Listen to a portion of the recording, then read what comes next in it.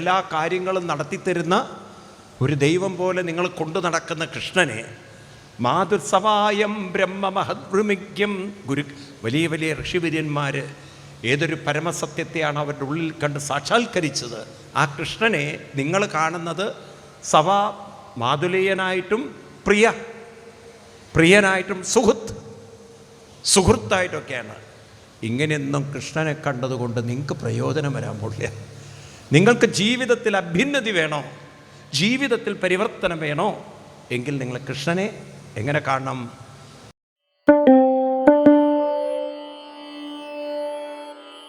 കണ്ടാൽ മതി ഗുരുവായൂരപ്പനെ. 13-ാം അധ്യായത്തിൽ 28-ാമതോ അല്ലെങ്കിൽ 27 ഇതിലേതെങ്കിലും ഒരു ശ്ലോകം, ചില പുസ്തകത്തിലൊരു ശ്ലോകം എക്സ്ട്രാ ഉണ്ട്, ഒരു ക്വസ്റ്റ്യൻ വരുന്നുണ്ട് അർജുനൻ ചോദിക്കുന്നതായിട്ട്. അതുകൊണ്ടാണ് 27 അല്ലെങ്കിൽ 28. അതിൽ പറയുന്നുണ്ട്, എല്ലാവർക്കും ചൊല്ലാലോ. നിങ്ങൾ ഗീതാപുസ്തകമൊക്കെ ഒന്ന് വെച്ച് കഴിഞ്ഞാൽ ഭാഗവതം പട്ടപ്പെട്ടാന്ന് പറഞ്ഞാൽ കത്തും നിങ്ങൾക്ക്. അപ്പോൾ ഗീതാപുസ്തകം ഒന്ന് കയ്യിൽ വെച്ചിട്ട് ഭാഗവതം പഠിക്കുക. അപ്പോൾ നിങ്ങൾക്ക് ഈ സത്യം എന്നുള്ള വാക്ക് പറയാനാണ് ഇപ്പം ഞാൻ ഇതിലേക്കൊക്കെ കൊണ്ടുവരുന്നത്. സമം സർവേഷു ഭൂതേഷു. ഒന്നുകൂടി ഒരു ഊർജത്തിലൊക്കെ ഒന്ന് ചൊല്ലും, അപ്പോഴാണ് നിവർന്നിരുന്നൊക്കെ ഒരു ഊർജത്തിൽ ചൊല്ലുക. സമം സർവേഷു ഭൂതേഷു തിഷ്ഠന്തം പരമേശ്വരം. ഇനി അർത്ഥം കൂടി ഗ്രഹിച്ചിട്ടൊന്ന് വായിക്കൂ. എല്ലാം വളരെ ലളിതമാണ്, ഒന്ന് ശ്രദ്ധിച്ചാൽ അർത്ഥമാവും. സമമായിട്ട്. സമം എന്ന് പറഞ്ഞാൽ ഒരുപോലെ എന്ന് പറഞ്ഞാൽ കൂടുതലുമില്ല.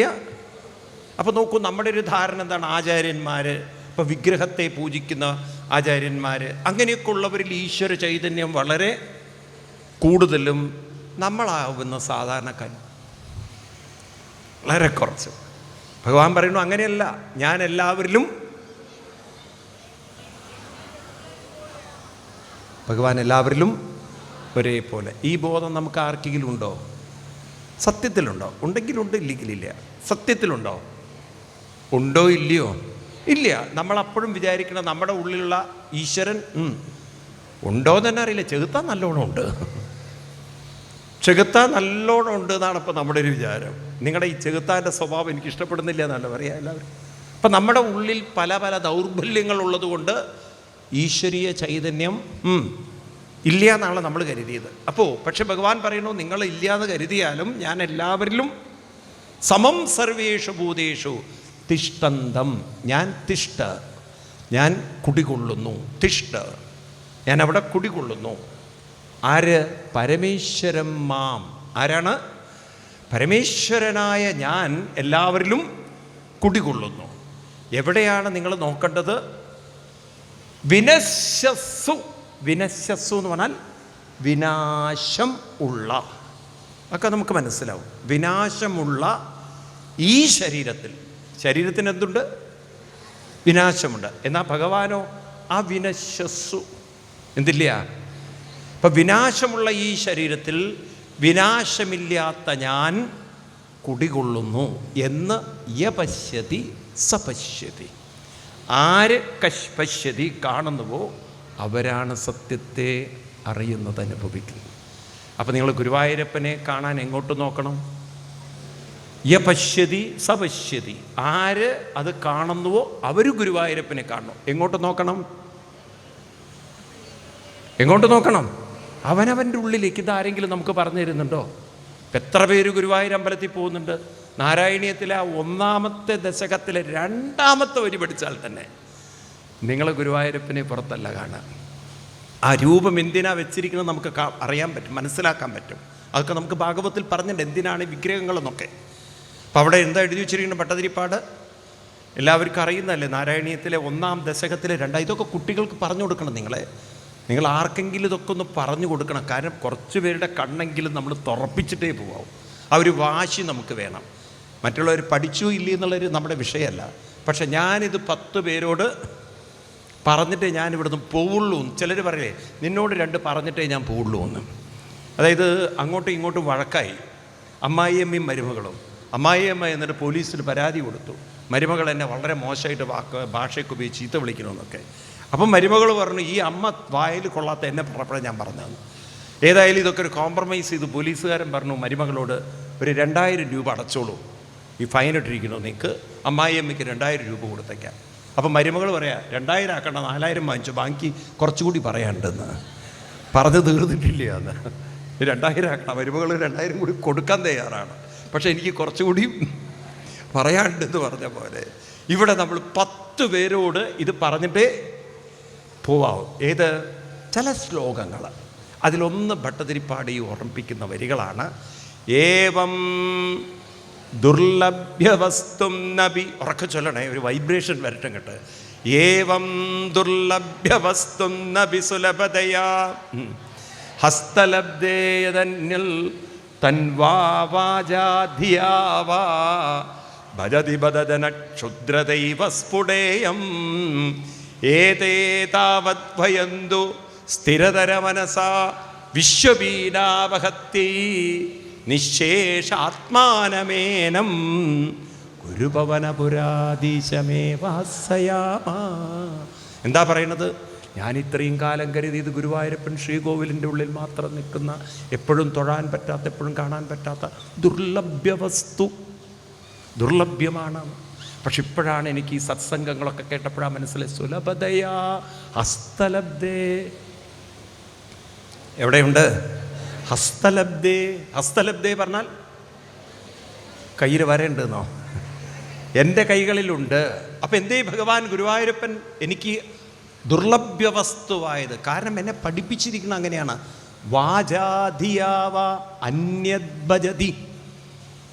വാചാധി, ബുദ്ധി കൊണ്ടും ചിന്ത കൊണ്ടും വാക്കുകൊണ്ടും ഞാൻ ഭഗവാനെ എന്നിൽ നിന്നും വേറെ വേറെ വേറെ വേറെ വേറെ വേറെ ആയിട്ടാണ് ഞാൻ ഇത്രയും കാലം ഭജിച്ചത്. എന്നാൽ ഗുരുക്കന്മാരുടെ അനുഗ്രഹം കൊണ്ടും ഈ സത്സംഗത്തിൻ്റെ സുഹൃതം കൊണ്ടൊക്കെ, ഭാഗ്യം കൊണ്ടൊക്കെ ഇപ്പോഴെനിക്ക് മനസ്സിലായി, ഭഗവാൻ നിശേഷമാത്മാനമേനം, എൻ്റെ ഉള്ളിൽ അന്തരാത്മാവിൻ്റെ രൂപത്തിൽ, പരമാത്മാവിൻ്റെ രൂപത്തിൽ, ബോധരൂപത്തിൽ ഗുരുവായൂരപ്പനുണ്ടെന്ന്.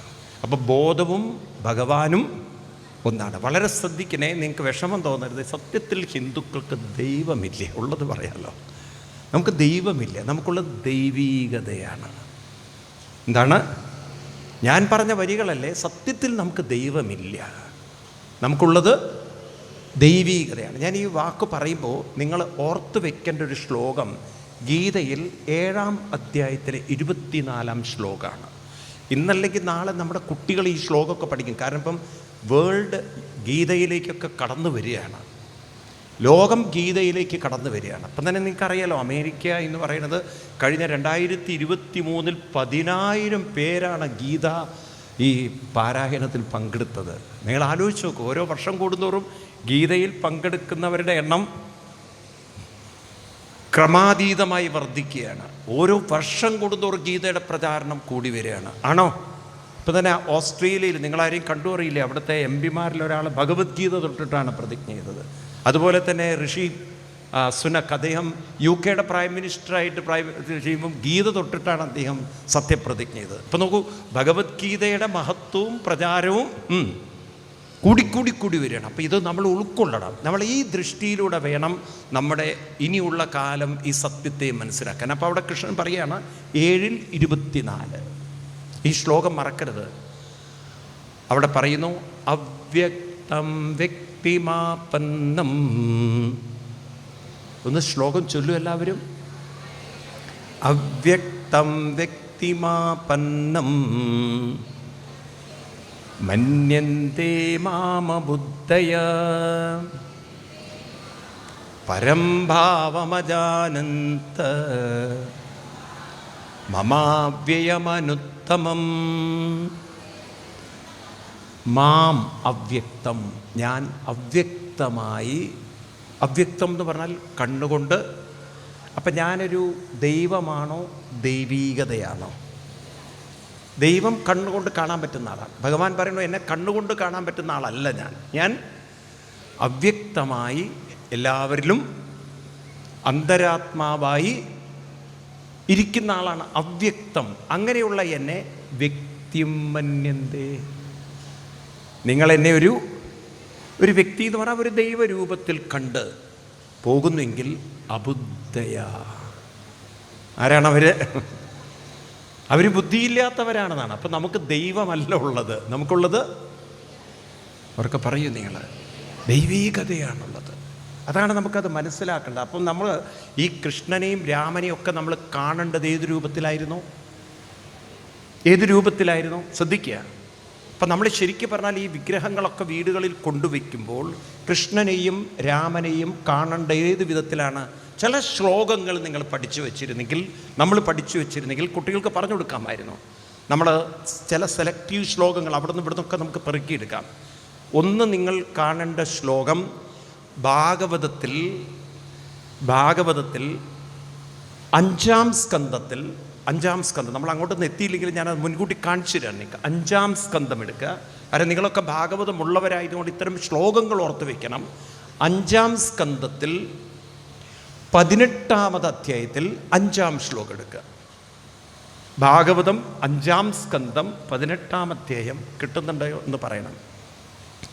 അവിടെ 5-ാം സ്കന്ധത്തിൽ 18-ാം അധ്യായത്തിൽ 5-ാം ശ്ലോകം ആർക്കെങ്കിലുമൊക്കെ കിട്ടുന്നുണ്ടോ? എടുക്കാൻ പറ്റുന്നുണ്ടോ? ആരെങ്കിലും തുറന്നോ പുസ്തകം? ആരെങ്കിലും ആ ശ്ലോകം ഒന്ന് വായിക്കുമോ?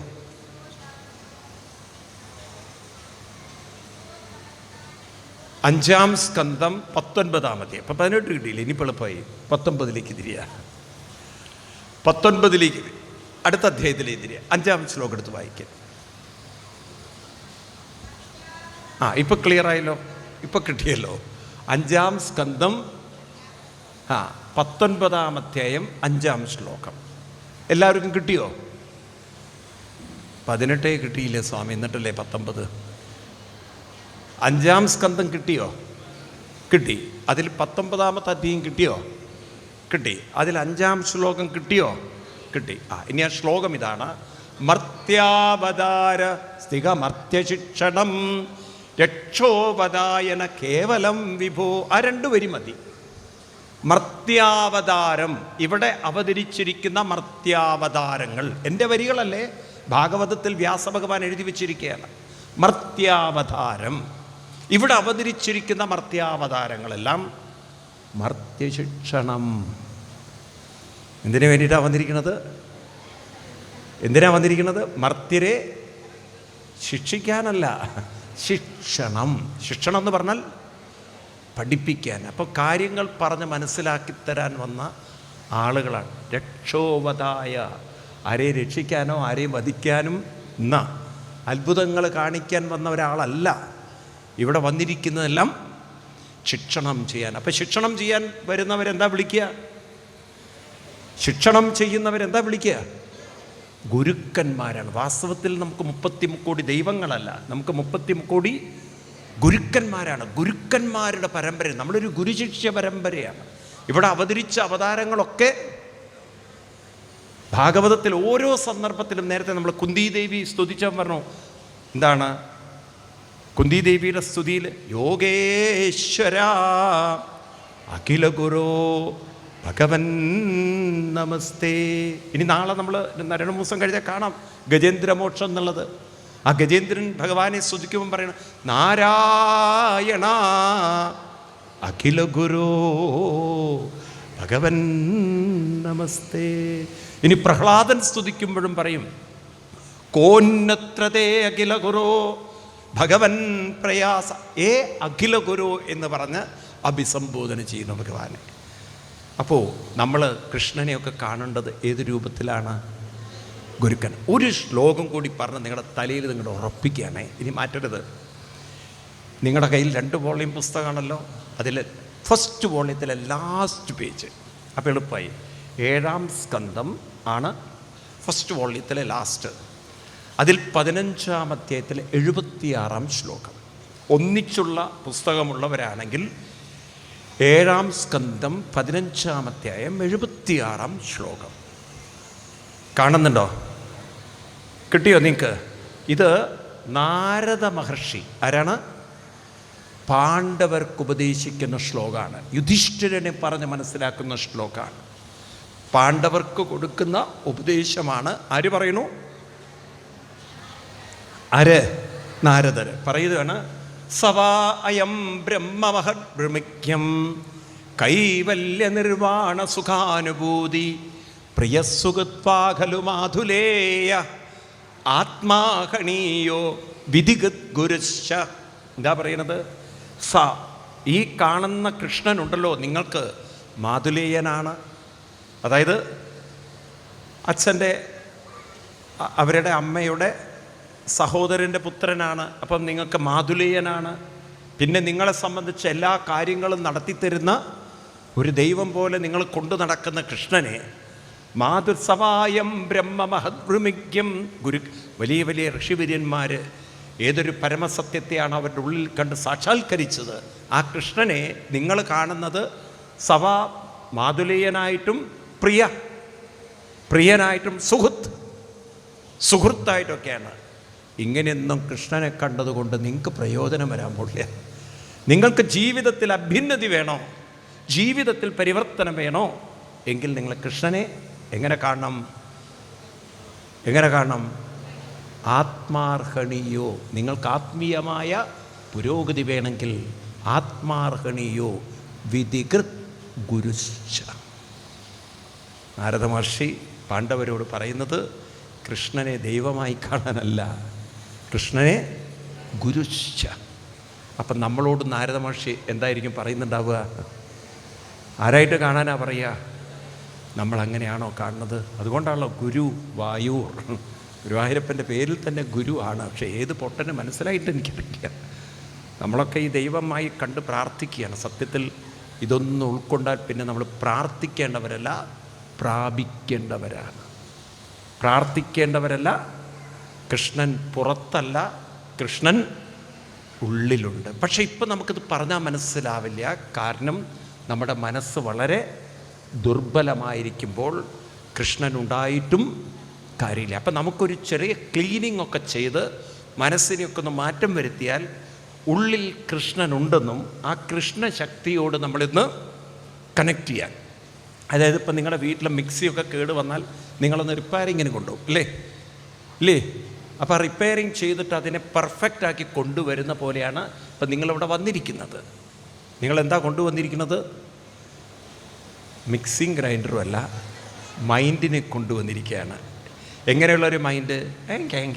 എന്നൊക്കെ പറയുന്ന കുറേ ദുർബലമായിട്ടുള്ള, കുറേ വിഷമങ്ങളുള്ള, പ്രയാസങ്ങളുള്ള ഒരു മൈൻഡിനെ ഇവിടെ റിപ്പയർ ചെയ്യാൻ വന്നിരിക്കുകയാണ്. 7 ദിവസം കൊണ്ട് ഇതിനെ റിപ്പയർ ചെയ്തിട്ട് പെർഫെക്റ്റായിട്ട് നിങ്ങൾക്ക് തരാൻ പോവുകയാണ്. വേണോ? എന്താ ഒന്നും മിണ്ടാത്തത്? വേണോ വേണ്ടയോ? അപ്പം 7 ദിവസം കഴിയുമ്പോൾ നിങ്ങൾക്ക് മനസ്സിലാവും ഗുരുവായൂരപ്പൻ എവിടെയുണ്ട്. എൻ്റെ ഉള്ളിലുണ്ടത് മാത്രമല്ല, ആ ഗുരുവായൂരപ്പനിലാണ് ഞാൻ ഓരോ നിമിഷവും നിൽക്കുന്നത്, ഇരിക്കുന്നത്. ഗുരുവായൂരപ്പനിൽ നിന്ന് വിട്ട് ഞാൻ ഇല്ല. അത് നമുക്ക് മനസ്സിലാവും. ഈശാവാസ്യം ഇതം സർവം എന്ന പരമസത്യം നമുക്ക് ബോധ്യം വരും. മനസ്സിലാവുണ്ടല്ലോ? അപ്പം നമ്മുടെ കണ്ണ് അതിലേക്ക് അങ്ങോട്ട് കൊണ്ടുവരികയാണ്. അപ്പോൾ നോക്ക്, ഏതുപോലെ ചോദിച്ചപ്പോൾ നമ്മൾ ഈ ഭൂമിയിലിരിക്കുകയാണ് അല്ലേ? ഈ ഭൂമിയിലല്ലേ ഇരിക്കുന്നത്. എന്നാൽ ഈ ഭൂമി പോലും ഇരിക്കുന്നത് ഒരെത്തും പിടിയും കിട്ടാത്ത ആകാശത്തിലാണ്. നിങ്ങൾ ചന്ദ്രൻ ഇരിക്കുന്നത് എവിടെയാ? ചന്ദ്രനെ നമ്മൾ എവിടെയാണ് കാണുന്നത്? ആകാശത്തിൽ കാണുന്നു. അപ്പം ആകാശം എന്ന ഒരു വ്യാപ്തി, അനന്തവ്യാപ്തിയുള്ള, വിശദീകരിക്കാൻ പറ്റാത്തൊരു വലിയൊരു സത്തയിലാണ് എന്താണ് നമ്മൾ ചന്ദ്രനെയും സൂര്യനെയും കാണുന്ന പോലെ ഈ ഭൂമിയും അവിടെ തന്നെയല്ലേ ഇരിക്കുന്നത്. ഇതുപോലെ ഇപ്പം നമ്മുടെ മനസ്സിരിക്കുന്നത് കുറച്ച് നമ്മുടെ എന്താ പറയുക, ശരീരത്തിലും കുറേ ബന്ധങ്ങളിലും കുറേ വേണ്ടാത്ത ഏടാകൂടങ്ങളിൽ ചിന്തകളിലാണ്. ഇനി അതിൽ നിന്നെടുത്ത് ഇതിനെ ഗുരുവായൂരപ്പനിലാണ് ഇരിക്കുന്നതെന്നൊരു പരമസത്യത്തിലേക്ക് നമ്മൾ ഉയർത്തണം. വേണം. അപ്പം നമുക്ക് ദൈവമല്ല വാസ്തവത്തിലുള്ളത്, നമുക്കുള്ളത് ദൈവീകത. അപ്പം മുന്നിലുള്ള ഈ രൂപങ്ങളൊക്കെയോ കൃഷ്ണനായാലും രാമനായാലും എല്ലാം നമ്മുടെ മുന്നിൽ ആരായിരിക്കണം? ഗുരുക്കന്മാരായിരിക്കും. ഗുരുക്കന്മാരുടെ ജോലി നമ്മുടെ ഉള്ളിലുള്ള ദൈവീകതയിലേക്ക് നമ്മളെ നയിക്കുന്നവരാണ്. ആര്? ഗുരുക്കന്മാർ. അപ്പം കൃഷ്ണനെ ഗുരുവായൂരപ്പൻ കാണിച്ചു തരാണ്. എവിടെയാണ് കാണേണ്ടത്? നമ്മുടെ ഓരോരുത്തരുടെയും ഉള്ളിൽ കാണണം എന്ന് ഉറപ്പിക്കുകയാണ്. അപ്പോൾ പരം സത്യത്തിലേക്ക് ആദ്യം നമ്മളെ കൊണ്ടുപോവുകയാണ്. അപ്പം ഞാനും നിങ്ങളും 2 സത്യമുള്ളവരാണ്, അനുഭവവും അനുഭവിക്കുന്നവനും. ആരാണ്?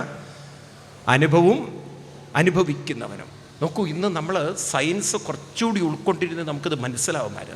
ഇപ്പം രാവിലെ നമ്മുടെ മനസ്സുണരും. നമ്മൾ ഇനി മുതൽ നമ്മളത് ശ്രദ്ധിച്ച് പറയണം.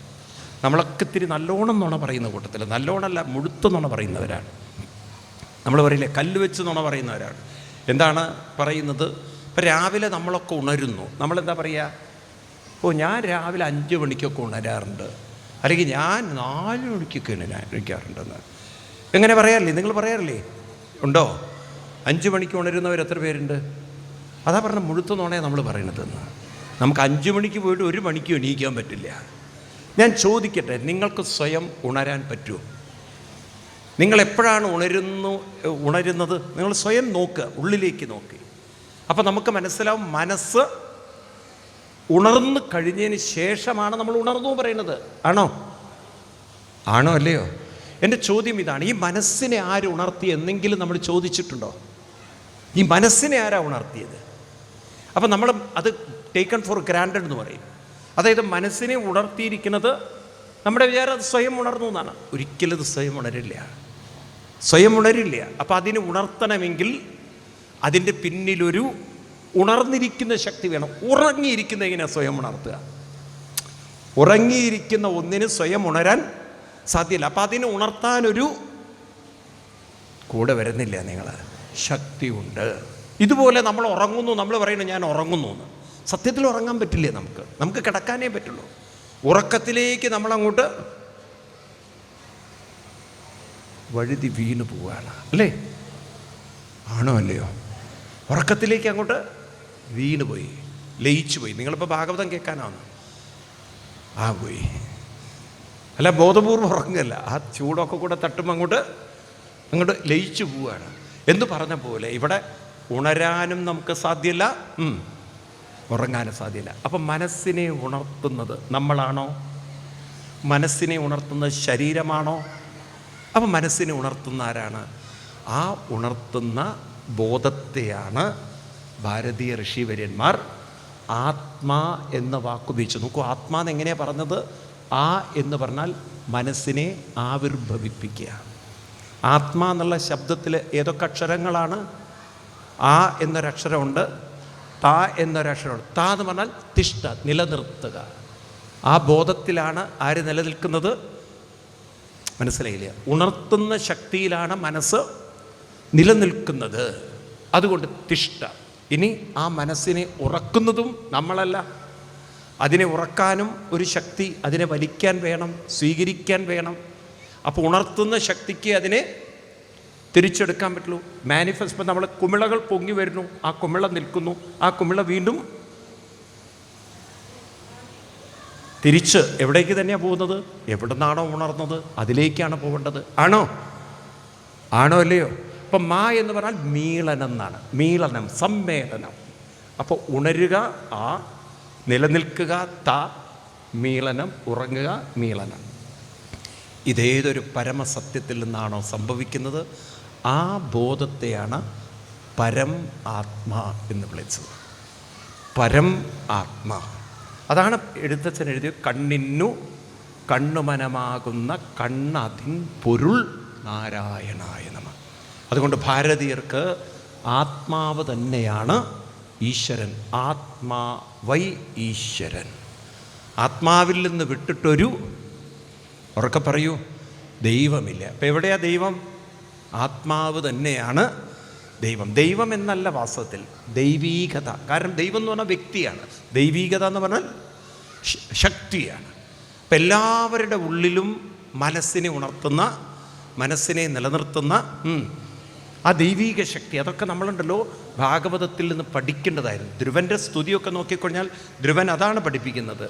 ധ്രുവൻ്റെ സ്തുതി അതാണ്. യോന്ത പ്രവിശ്യ മമവാചമിമം പ്രസുപ്തം സഞ്ജീവയത്യഖില ശക്തിധരസ്വധാംനാം അന്യാം ച ഹസ്തചരണശ്രവണത്വഗാദിൻ പ്രാണാൻ നമോ ഭഗവതേ പുരുഷായ തുഭ്യം. ഈ ശ്ലോകം നിങ്ങൾക്കൊന്ന് ഉറപ്പിക്കാനായിട്ട് ഗീതയിലെ 15-ാം അധ്യായത്തിലെ 15-ാം ശ്ലോകം എടുക്കുക.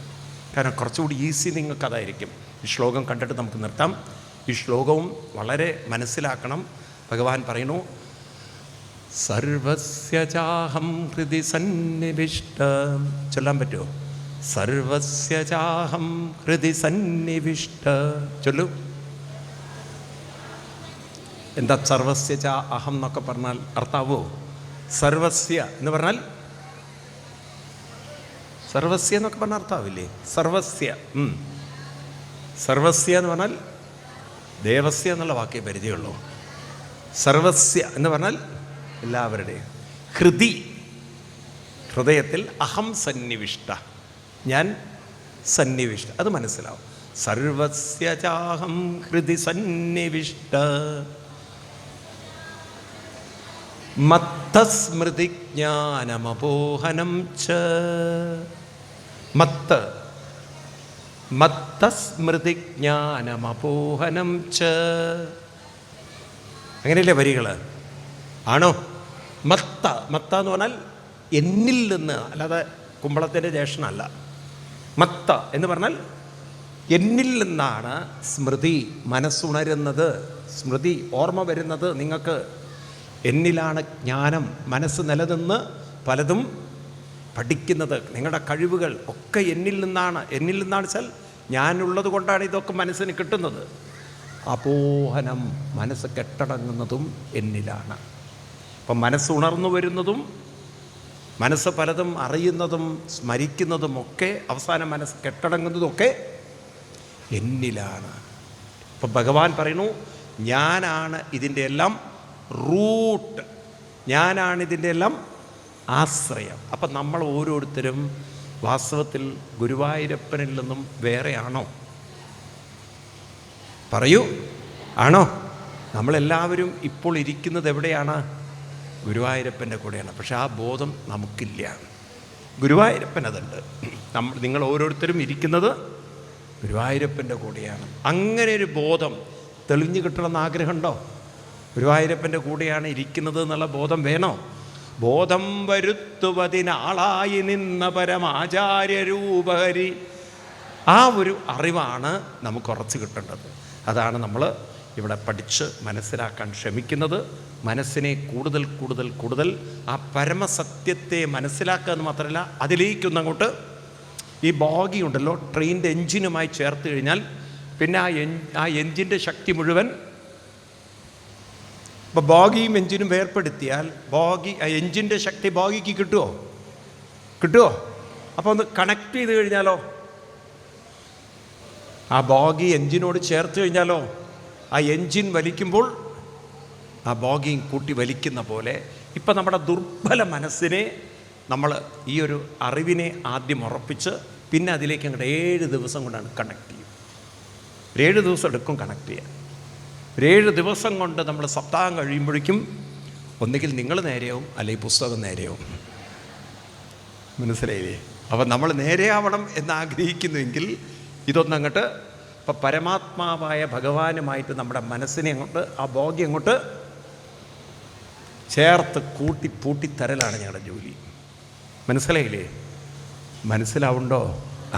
ഇപ്പം ഒത്തിരി തുരുമ്പ് പിടിച്ചിരിക്കുകയാണ് ഈ കണക്ട് ചെയ്യേണ്ട കാര്യങ്ങളൊക്കെ. അതൊക്കെ ഒന്ന് ഓയിലൊക്കെ ഒന്ന് നേരെയാക്കി നമ്മളിന്ന് കണക്ട് ചെയ്ത് അങ്ങനെ ജീവിതം മാറ്റിമറച്ചുകൊണ്ട് അനുഭവങ്ങൾ എന്തു വന്നാലും പാലം കുലുങ്ങിയാലും കേളൻ കുലുങ്ങില്ല. അങ്ങനെ തളരാത്ത പതറാത്തൊരു ജീവിതം നമ്മൾ നേടിയെടുക്കാൻ ഈ ഭാഗവതം കേൾക്കുന്നു.